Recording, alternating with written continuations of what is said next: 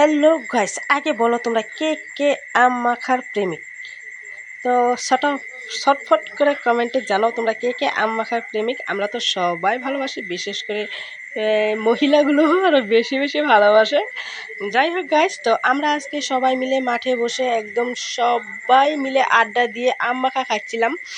মাঠে বসে একদম আম মাখা জাস্ট অসাধারণ গাইস, কীভাবে বলবো তোমাদেরকে, বলে বোঝানো যাবে না। যারা আম মাখার প্রেমিক তারাই একমাত্র বুঝতে পারবে গাছ। আর আমটা ছিল একটু একটু পেকে গিয়েছিল, তো মিষ্টি টক দুটোটাই লাগছিল, দুটোই একসাথেই লাগছিল গাছ। অসাধারণ মিষ্টি টক ঝাল।